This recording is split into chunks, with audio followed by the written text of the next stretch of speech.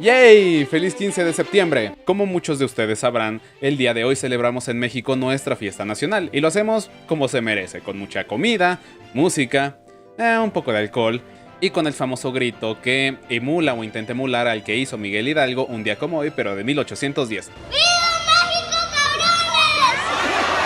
Espera. ¿No había dado el grito el 16? Curioso. Entonces, ¿por qué lo celebramos el 15? Esto me acaba de generar una duda aparte. ¿Por qué se dio exactamente en ese momento el inicio de la lucha de nuestra independencia? Bueno, algunas de estas preguntas las intentaremos resolver el día de hoy. Yo soy Jesús Saucedo, bienvenidos a Lunáticos del Tiempo. El día de hoy, los antecedentes y el grito de independencia.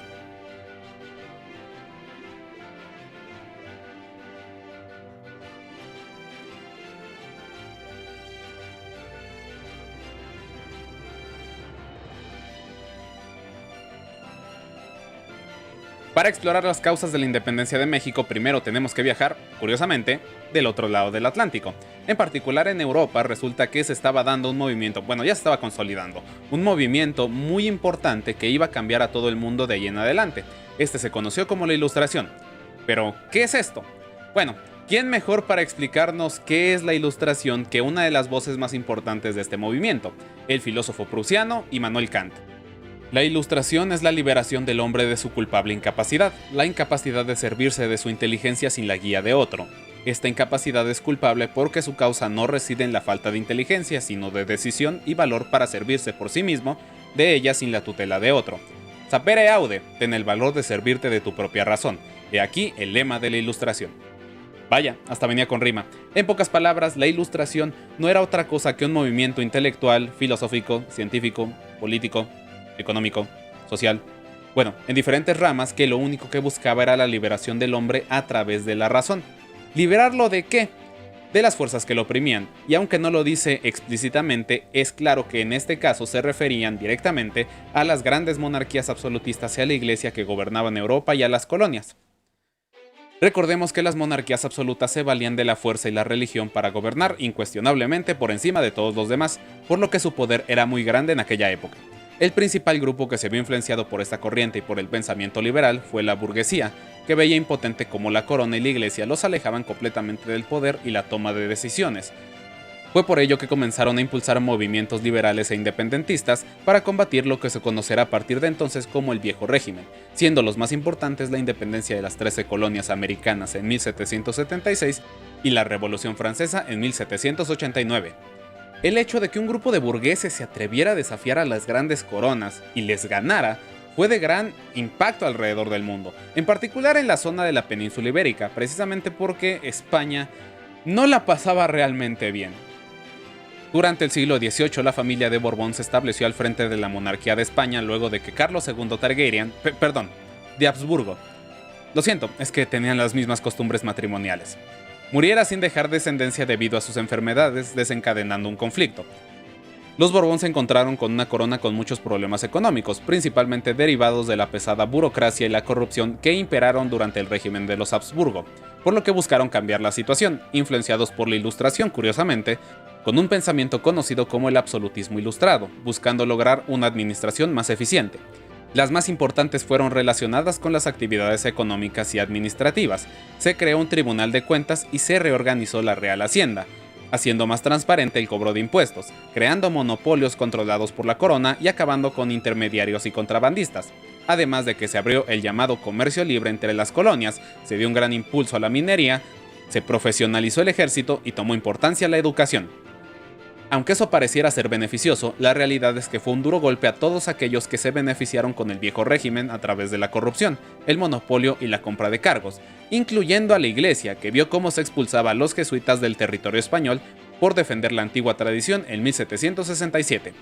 El cambio más importante, sin embargo, fue lo ocurrido a principios del siglo XIX, cuando Napoleón Bonaparte, que en aquel entonces tenía un gusto por conquistar lo que quisiera, tomó la península y obligó al monarca Fernando VII, que había subido al poder luego de derrocar a su propio padre Carlos IV, a huir del país para poner a su hermano José Bonaparte, causando todo un caos en los dominios españoles. A estas alturas, precisamente, digamos que la situación en la Nueva España no era la más tranquila de todas. La caída de Fernando VII y el ascenso de José Bonaparte y todo el caos que ocasionó vino a sumarse a una serie de problemas que ya ocurrían en la Nueva España y que fueron creciendo con el pasar de los años. Los criollos, por ejemplo, que eran los hijos de los españoles nacidos en América y habían sido discriminados por no ser españoles peninsulares y se les incapacitaba de gobernar y ostentar cargos importantes, desarrollaron un sentimiento que se conoce al día de hoy como nacionalismo criollo, a través del que defendían su derecho a gobernar la tierra en donde habían nacido y se llamaban a sí mismos como americanos para diferenciarse de los gachupines peninsulares. Para esto mismo, adquirieron elementos identitarios propios como la Virgen de Guadalupe como su patrona en lugar de la Virgen de los Remedios a la que se encomendaban los españoles. Además, otra situación venía cocinándose desde hace varios años.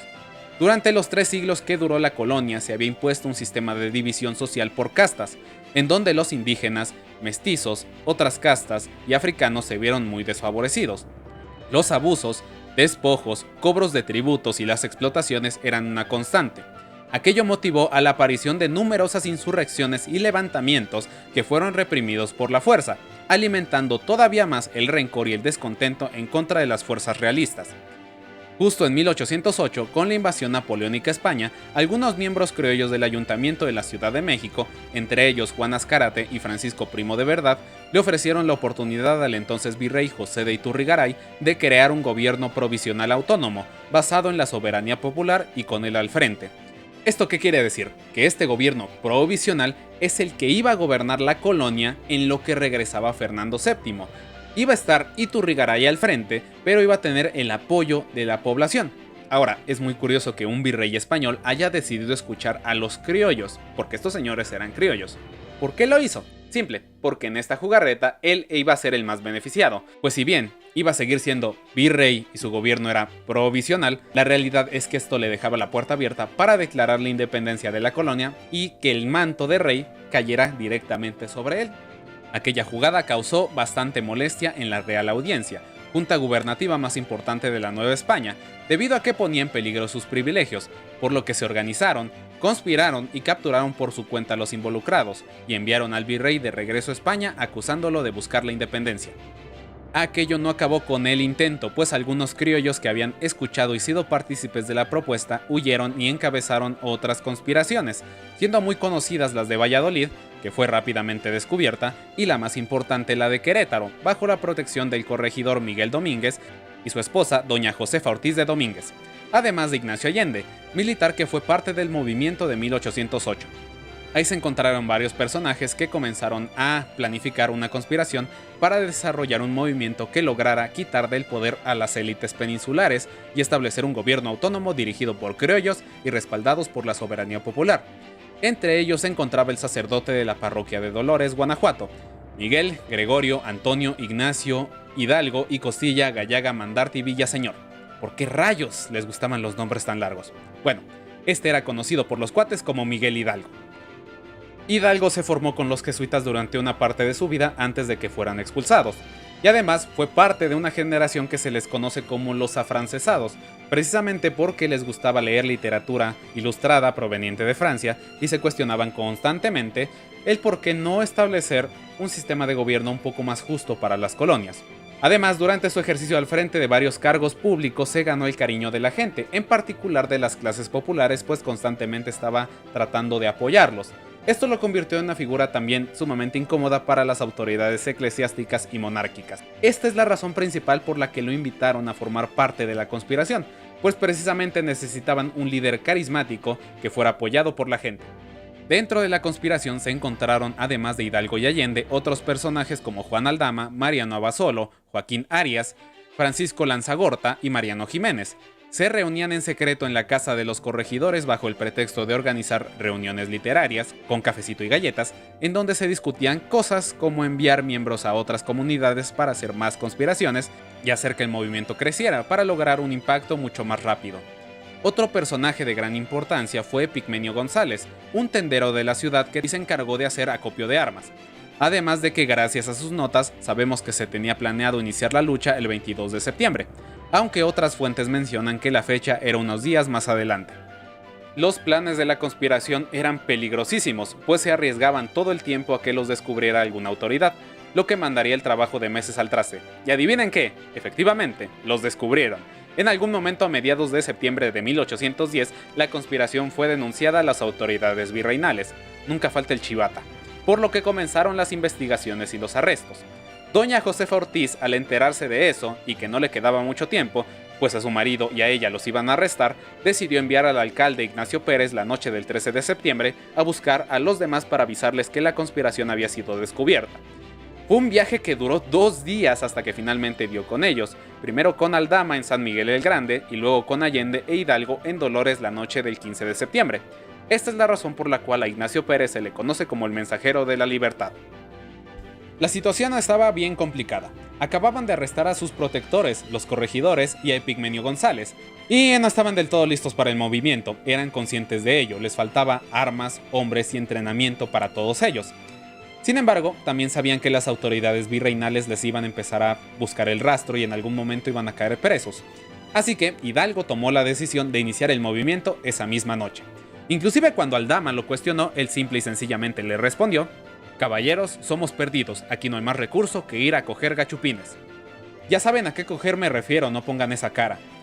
Hidalgo salió de su casa con su hermano Mariano, a Aldama, a Allende y otros hombres a la prisión para liberar a los presos y unirlos a su movimiento.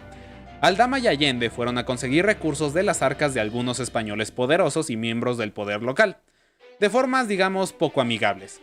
Después mandó a tocar la campana de la parroquia para llamar al pueblo, a quien se dirigió con un discurso que se conoció con el pasar de los años como el Grito de Dolores.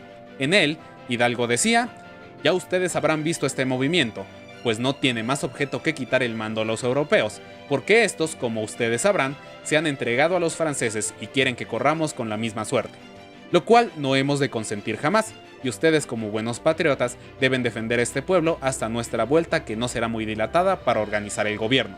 Y para arengar a la gente, repitió 4 frases. Bueno, en realidad si buscan según la fuente, hay algunos que le agregan otras palabras, pero todos coinciden en estas 4 líneas que dijo: «Muera el mal gobierno, viva la América, viva la Virgen de Guadalupe y viva Fernando VII». Con el mal gobierno se refería al español, que como ya vimos, denunciaba se había entregado a los franceses. Además, resaltaba los elementos de identidad al querer honrar la tierra en donde estaban y a la Virgen de Guadalupe. Cosa entendible, debido a que él comprendía el papel que tenía frente al pueblo como defensor de la religión. Pero ¿por qué nombrar a Fernando VII?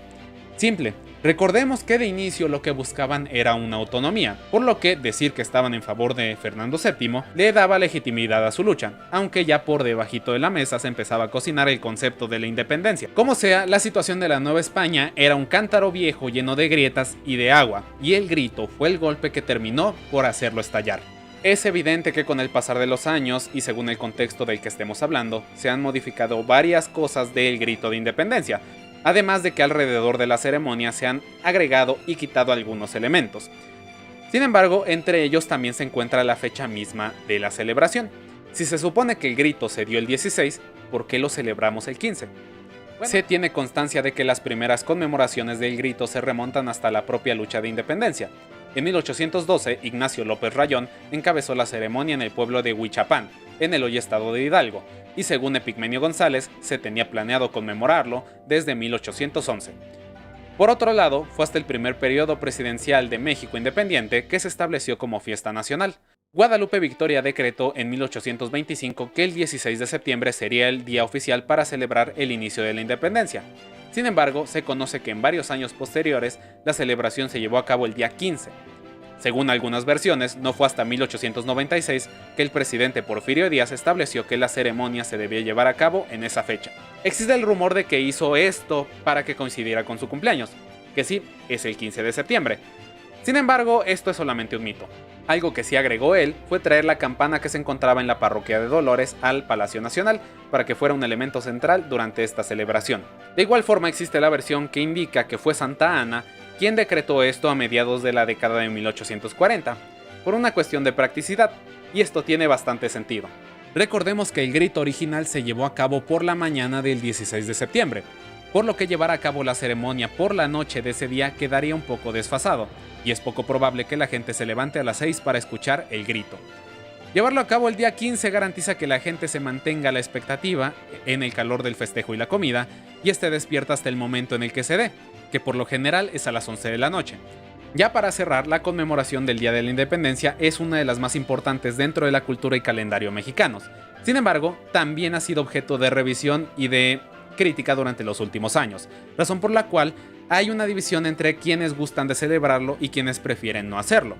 Desde mi particular punto de vista, todos somos libres de celebrar, pero tenemos la obligación de respetar a aquellos que se unan a la fiesta o quienes prefieran no hacerlo. Es cierto que es un elemento discursivo que utiliza el poder para legitimarse, pero también es un elemento de cultura popular, por lo que también somos libres de sentirnos identificados o no. Además, para algunos de nosotros nos es divertidísimo y súper emocionante saber qué es lo que nos van a decir los políticos y los gobernantes a través de él cada año, porque, aunque no lo crean, dice muchísimo. Bueno ya, hasta aquí el video. Los dejo y si van a celebrar, adelante, háganlo con mucha moderación. Sea como sea, niños, también, por favor, no usen pirotecnia ni hagan muchos desmanes, porque si no, Maciosare va a venir en la noche a jalarles las patas. Esto ha sido todo por el día de hoy. Ya saben, yo soy Jesús Saucedo, espero que el video les haya gustado y les haya servido mucho. Nos vemos hasta la siguiente ocasión, lunáticos del tiempo.